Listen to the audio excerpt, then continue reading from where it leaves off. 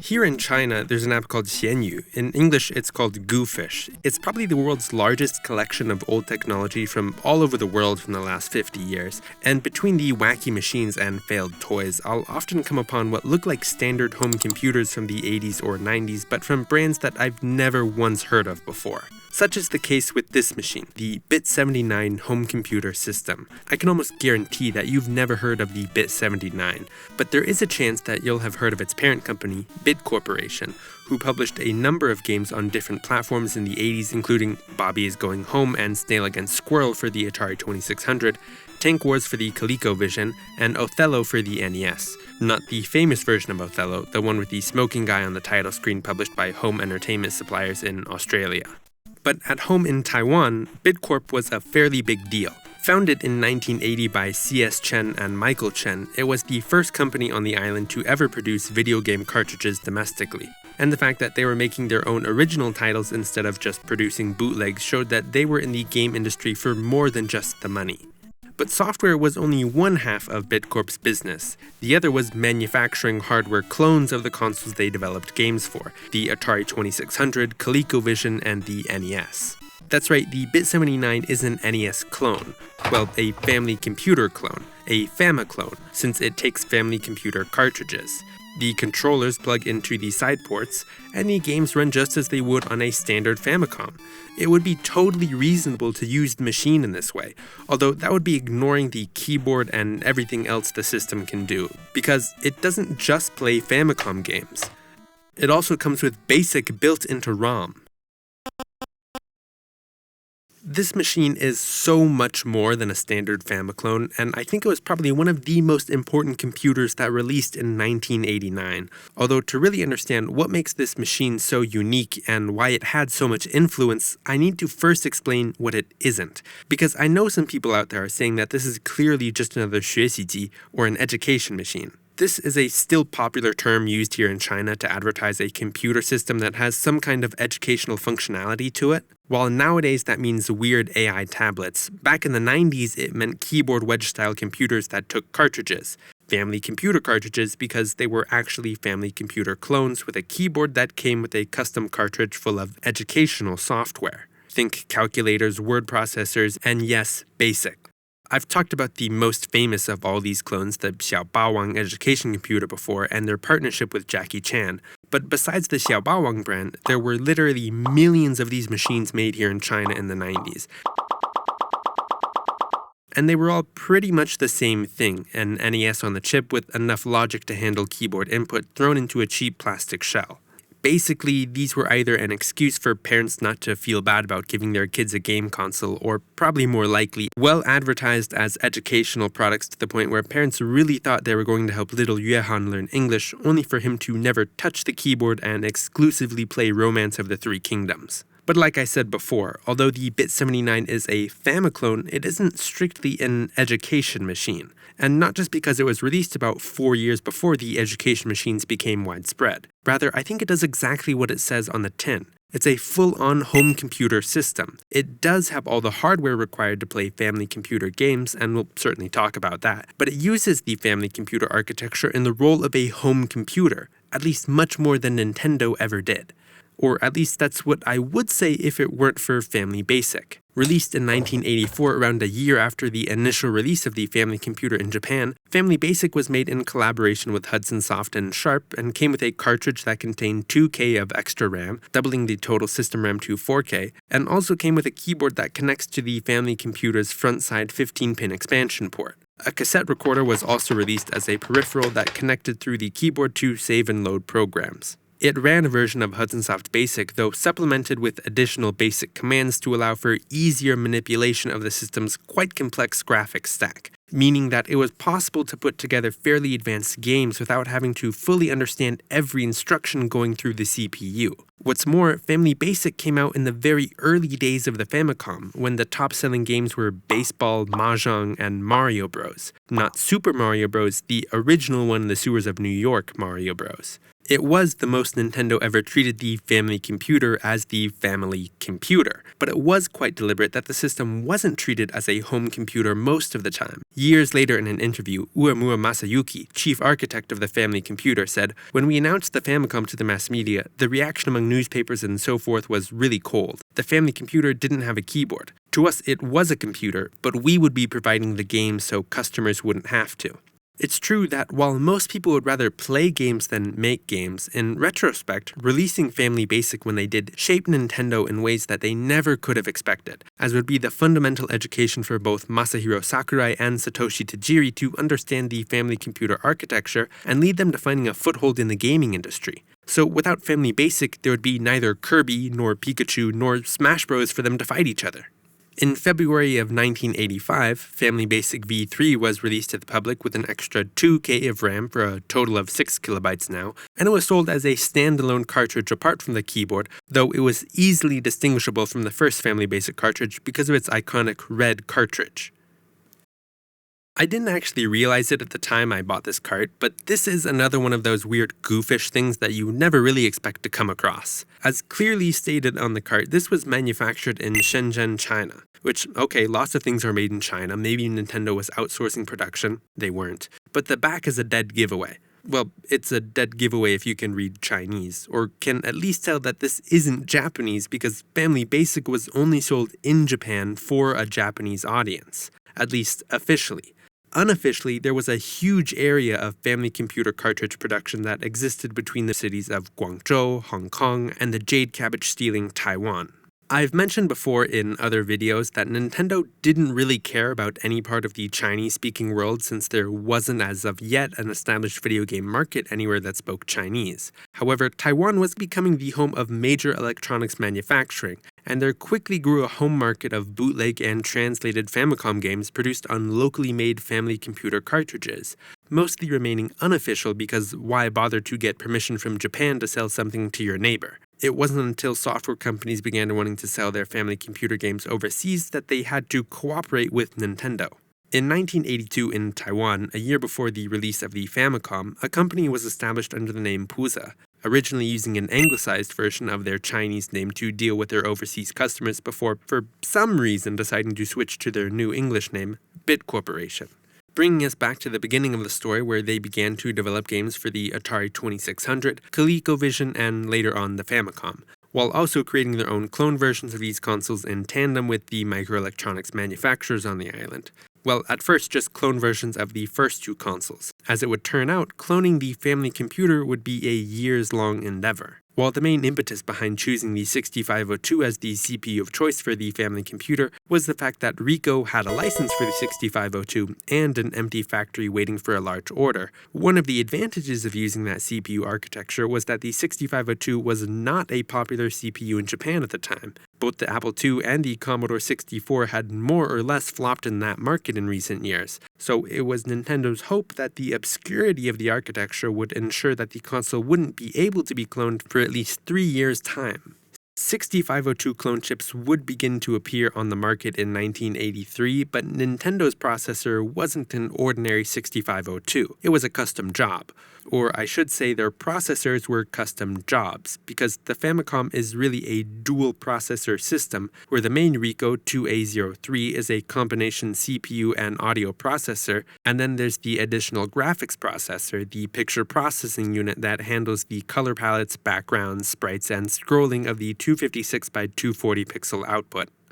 It would take 4 years until 1987 for several companies in Taiwan to crack both chips, and even to this day it's not totally clear who completed the first CPU-PPU combo and who copied whose homework, but it was either Taixing Electronics Company or Taishin Semiconductors who first crossed that finish line. But it is certain that in July of 1987, it was Taixing that released their first ever family computer clones, the IQ-180 and IQ-201, otherwise known by their translated brand name, the Micro Genius. Though primarily Taixing was an electronics manufacturer, their goal was not to be the only clone console on the market. They were looking to sell as many chips as possible. So from their April 1987 announcement of their CPU and PPU, they began working with other companies to put these chips into a whole series of machines. It was the birth of the Famiclones. Their closest partner in this cause, and the ones who helped them design their original console, were none other than the clone console kings, Bitcorp, whose engineers, wanting to waste no time, reused the plastic shell from their latest ColecoVision clone, the Creator 50, to produce their first ever family computer clones, the Creator 70, the Bit 70, and the 直朵星 70, which were all revisions of the same underlying circuitry, with a follow-up featuring a more Famicom-like shell with the Bit 72 and the Creator 100 consoles the following year. Taixing's chips may have powered this first wave of clones, but another Taiwan-based manufacturer, United Microelectronics Corporation, had announced their version of a CPU and PPU, the UA6527 and UA6528, just as those first clones were beginning to hit the market. UMC's chips must have been either cheaper or better because these were the versions of the chips that Bitcorp would use for their 1989 follow-up to the Bit 72, the Bit 79. And with that context, we can finally appreciate what we see when we crack this system open.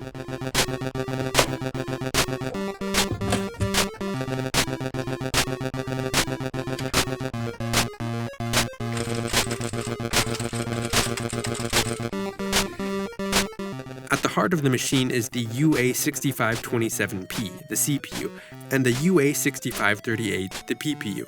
These were later revisions of UMC's first CPU and PPU, and all the other circuitry for Famicom compatibility is here as well. The CPU RAM, PPU RAM, cartridge port, and controller ports. But that's obviously not the entire story with this system. The Bit 79 is significant as it was the very first family computer clone to treat the architecture like that of a standard home computer, even to the point that a basic interpreter was included in ROM, this 16K ROM chip right here. Additionally, there is another 4K ROM chip that is full of character tiles to be used by the PPU on startup. And while the system has 2K of RAM for the PPU, there's actually 8K of RAM for the CPU, quadruple the amount of standard Famicom system RAM, and they pulled off adding it in the most practical way. Looking at the Famicom's memory map, the system's 2K of RAM is placed from address 0 to 7FF, but the area between 800 and 1FF is simply 3 mirrors of that first 2K. So Bitcorp merely used an 8K RAM chip to fill up the entire space between 0 and 1FFF, which, so long as Famicom programmers didn't write their game code to look at the RAM mirrors instead of the RAM itself, shouldn't affect compatibility at all. And as far as anyone can tell, the Bit 79 is totally compatible with nearly the entire Famicom library. On the backside, between the composite and RF output and the power input is the tape I/O ports, so that the user can load and store programs on tape through the basic interface. Bitcorp really was making a home computer here. Even the build quality shows how serious they were about this machine. It's made out of that kind of typical plastic you'd see with office appliances of that era, much better than the creaking thin plastic of the later cheap Famiclones that would go on to flood the world. The top of the machine featured an era-standard 58-key keyboard, and by standard I mean that in classic 80s fashion, the arrow keys are laid out in whatever orientation felt like it worked on the day it was designed. But this is actually one of the nicest keyboards from that era that I've ever used. I was very surprised when I first typed on it because I was not expecting real springs in these keys. In terms of the rest of the keyboard layout, Tab is replaced with the basic key. Pressed in tandem with other keys, it'll output a basic keyword. Otherwise, it's fairly normal by today's standards, and luckily backspace is in what we now think of as the standard position, and in basic mode actually does delete like normal. Hallelujah. The other main features of the case are the Famicom cartridge slot and eject button, the carrying handle on top for the busy gamer on the go, and the 2 expansion slot bays, which internally opens up to the 60-pin expansion edge connector. Supposedly, there was an existing peripheral that would expand system memory to 64K, but as no remnants of such a device have remained in the Goofish record, it can only be assumed that none were ever made available to the public. On the Start menu, above the Bitcorp copyright in Chinese and English, 2 choices are presented to the user, Basic and Cartridge. Pressing 2 on the keyboard as seen before will run the code from the game cartridge. Hitting the reset button after this will restart the game, so to jump back to the boot menu, the system must be power cycled. Hitting 1 drops the user into a classic basic environment. The UA6527P, P for PAL, runs at 1.66 MHz, just as fast as the standard Famicom processor and not any faster, so execution is slow. I have a hunch as to which version of BASIC was used here for this machine, but for sure it was not Family BASIC. Comparing the two, they share mostly the same standard BASIC commands, but they diverge in that the bit79 had many more mathematical commands, while Family BASIC has a host of custom graphics commands, sprite, CG set, and palette, that takes all the heavy lifting out of the PPU register interfacing and streamlines Famicom game development. While Family BASIC only supports integers, bit79 BASIC supports both integers and floating point numbers, marking it as a clear descendant of Altair BASIC. And it's understandable that the bit79 doesn't have some of those fancy graphics features. Since it was meant to be a home computer, having a mathematically better BASIC might provide for better general BASIC applications. But it still would have been nice if game development was made a little bit easier on this machine. Since the ROM chips are socketed, I'll take a read of each of them to see if there are any clues as to which version of BASIC in particular this was based on. The first 4K ROM chip contains the character graphics for BASIC, and the second contains the boot up program and the BASIC interpreter, which after scanning through the file quickly, is strangely a version of AppleSoft BASIC. Pretty obvious since they left in the text, LGR, and HGR commands in the command list. Those are pretty Apple II exclusive. They even listed text in the manual, even though all three of these instructions lead to syntax errors when run on the machine. It's an interesting choice to say the least. There are two manuals that originally came with the computer, the user manual and the basic manual.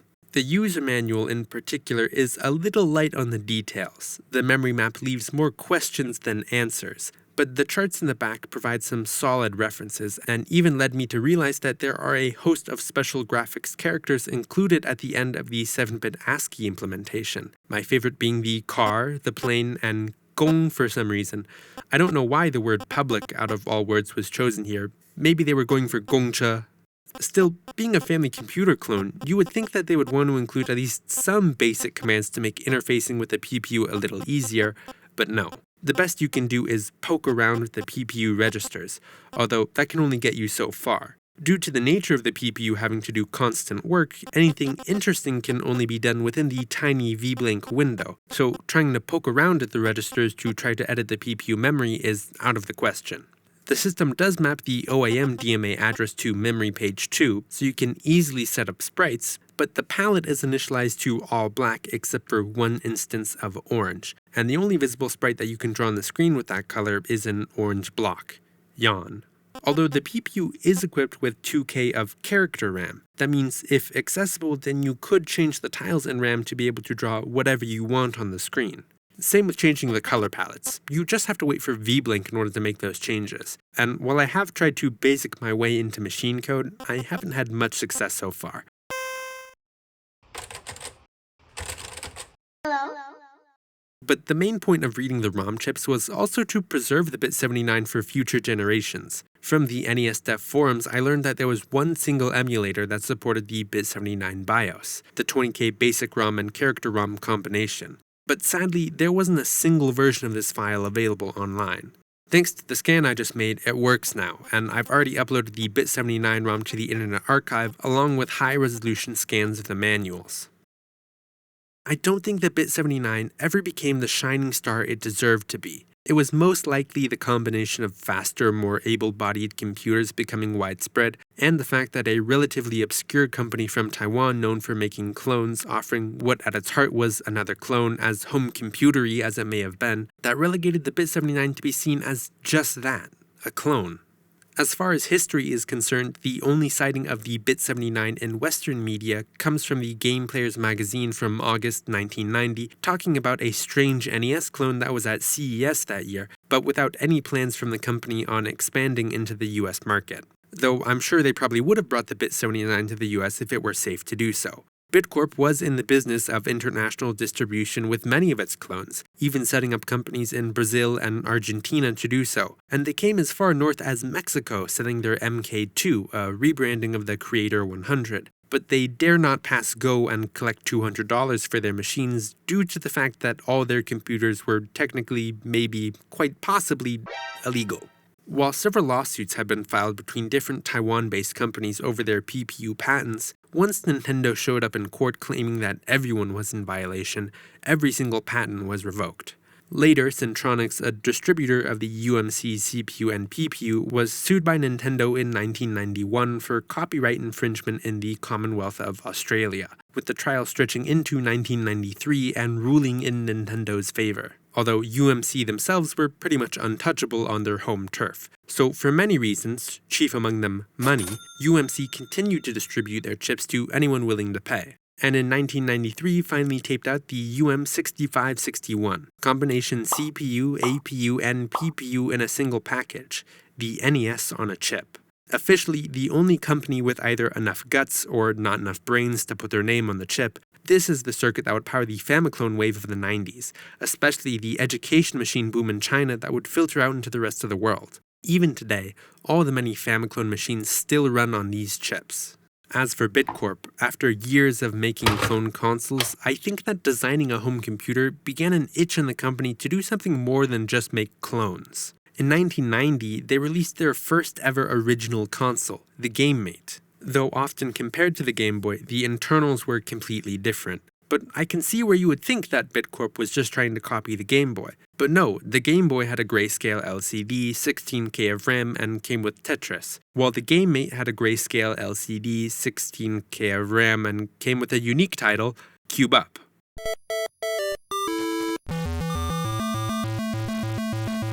Okay, I see it now. It may have been the underwhelming success of the GameMate, or it may have just been the tsunami of Famiclones out there. But either way, Bitcorp went bankrupt in 1992. They didn't even survive long enough to see the NES on a chip. But the influence of the Bit-79 had far-reaching consequences. The Bitcorp brand wasn't really big anywhere except for the Chinese-speaking world, especially mainland China, where cheaper Famiclones were beginning to explode in popularity. A cheap, BASIC-enabled home computer that also plays family computer games, that's almost a word-for-word description of the Xiaobaowang 218, the first Xiaobaowang education machine that would go on to sell millions of units across China.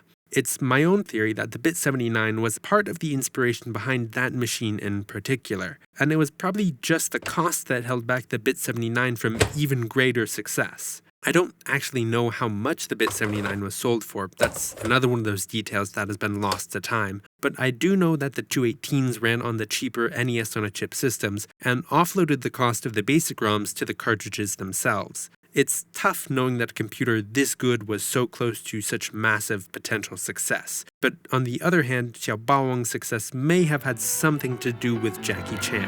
望子成龙，小霸王。 After bankruptcy, Bit Corporation's assets were sold to Hengshen Electronics Company, which then quickly became a subsidiary of UMC. To this day, the rights to the Bit-79 computer and the rest of Bitcorp's machines belongs to the second biggest semiconductor foundry in Taiwan, right after TSMC. So perhaps if the world of advanced integrated circuits ever sees a lull, UMC can always fall back on producing a true family home computer system. Special thanks to my Patreon and YouTube members for bringing you this video. You'll notice that I didn't take any sponsorship here, and that's because this was originally going to be a Patreon exclusive video until I learned just how significant the Bit-79 was, and I knew I had to share this computer with the wider world. Still, I make a smaller video in between each larger project, so if you'd like to watch those, please check out the links down below. If you want to emulate the Bit-79 for yourself, I've added a link to a special version of the emulator I've already set up to run the BIOS automatically at my website at notin.tokyo/bit79.